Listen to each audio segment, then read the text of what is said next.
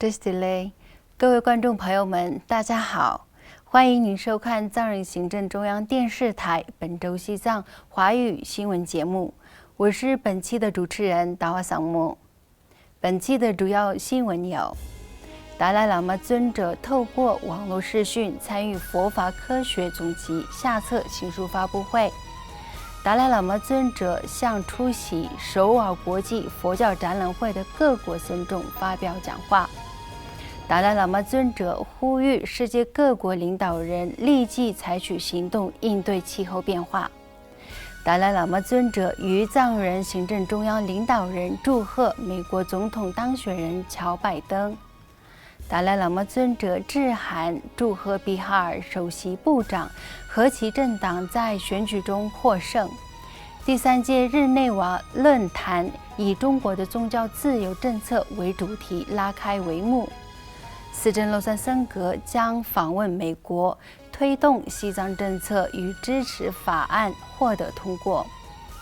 瑞士在瑞中政治磋商中对境内藏人处境表示关切。驻俄罗斯代表出席第4届国际藏学大会。下面请看详细内容。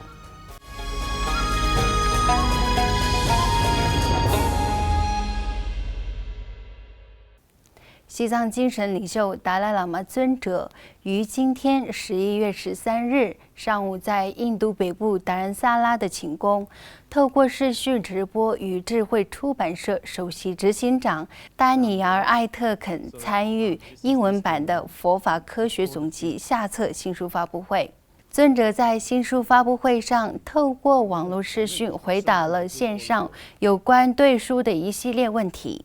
静观人文学教授约翰·杜恩和新智语生命研究所董事会主席图登金巴出席新书发布会，并发表了简短的评论。另外，达赖喇嘛尊者于上周日11月8日在印度北部达兰萨拉的寝宫，透过网络视讯，应2020首尔国际佛教展览会主办方的祈请，向出席会议的各国僧俗信众发表讲话。达赖喇嘛尊者在讲话中呼吁信众关注佛教中的科学与哲理部分的知识，并指出以前佛教仅盛行于亚洲地区，而当今却已传播至西方国家，同时有许多学术界的人士在研究与关注佛法，尤其对科学与哲理的部分。此外，尊者建议大家对佛教教义采用分析、研究以及考察等方式辨别是非，而非盲目信从。与此同时，达赖喇嘛尊者于本周三11月11日透过网络接受英国电视台第4频道的采访时指出，如果世界各国领导人不采取紧急行动应对气候变化，将会对全球带来灾难性的后果。尊者还进一步指出，如果全球变暖得不到有效的遏制，像西藏这样河流资源丰富的国家，可能在不久的将来则会变成一片极度干旱的地带。与此同时，美国前副总统、民主党候选人乔拜登于近日在总统大选中获胜。为此，西藏精神领袖达赖喇嘛尊者、藏人行政中央司政和西藏人民议会议长于上周日11月8日分别致函祝贺乔拜登和卡马拉·哈里斯当选美国总统和副总统。达赖喇嘛尊者在致给美国总统当选人乔拜登的贺函中写道：“我诚心感谢您在国会和上届政府任职期间对西藏人民的支持，以及您在今年9月份的发言。”藏人行政中央司政洛桑森格和西藏人民议会议长白马琼奈也相续祝贺美国总统当选人乔拜登和副总统当选人卡马拉·哈里斯，并强调将期待美国在乔拜登的领导下对西藏问题采取新的政策和加强支持力度。此外，印度选举委员会于本周三11月11日宣布，印度比哈尔邦首席部长尼蒂斯·库马尔领导的全国民主联盟在比哈尔邦议会大选中赢得选举。为此，达赖喇嘛尊者致函祝贺比哈尔邦首席部长尼蒂斯·库马尔，祝贺他领导的全国民主联盟在比哈尔邦议会选举中取得成功，并感谢首席部长支持和鼓励尊者为重振古印度传统文化方面所做出的努力，以及印度的慈悲文化和由此产生的非暴力理念，为世界各地树立了榜样。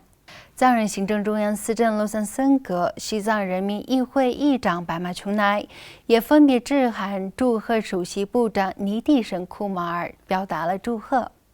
另外，在本月9日，透过网络于瑞士日内瓦召开的第3届日内瓦论坛，于今天11月13日正式圆满闭幕。在为期5天的论坛中，世界各国的人权专家、学者、专业人员、外交官、支持西藏团体的代表、各国议员和不同人权组织的代表通过网络出席论坛，并以中国的宗教自由政策对全球的影响为主题，深入讨论了包括西藏和其他宗教信仰者长期被中国政府迫害，以及中国的宗教自由度下降等问题。同样，论坛还就中国政府对具有数百年历史的藏传佛教转世制度的管控等相关问题进行了讨论。藏人行政中央司政洛桑森格透过网络出席论坛，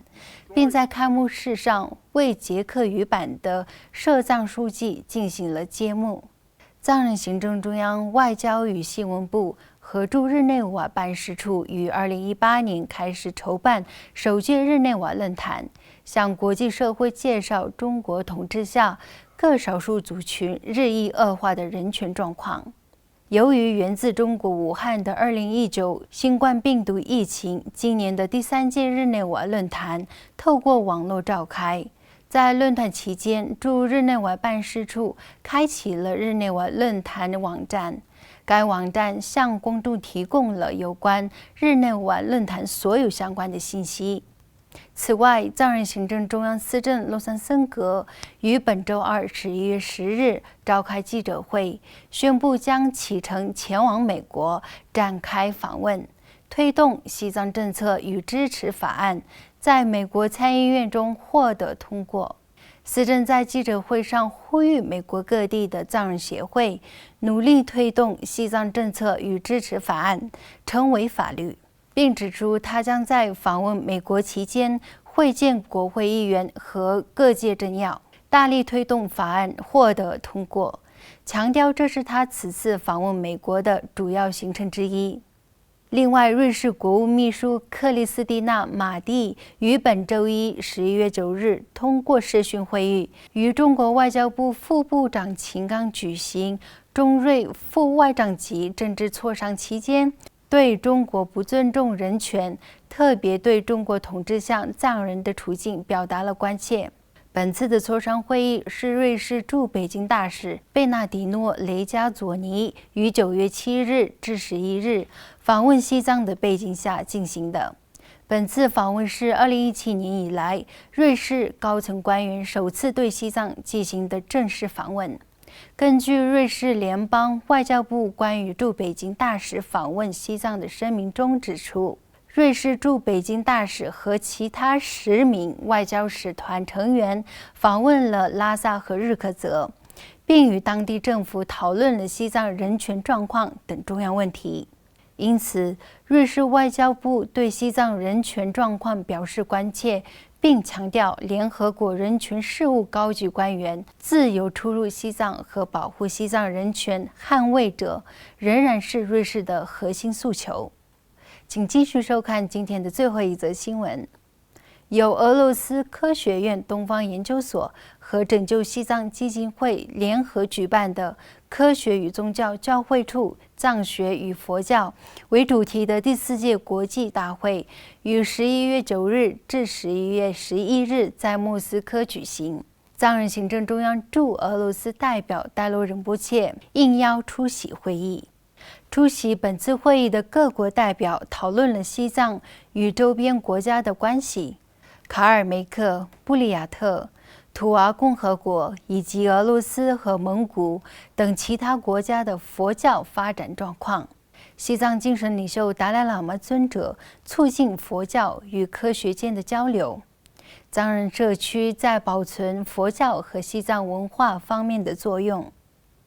观众朋友们，以上就是本期节目的全部内容。欲想了解更多有关西藏境内外的讯息，请登录屏幕下方的网址。感谢大家的收看，我们下期节目再会。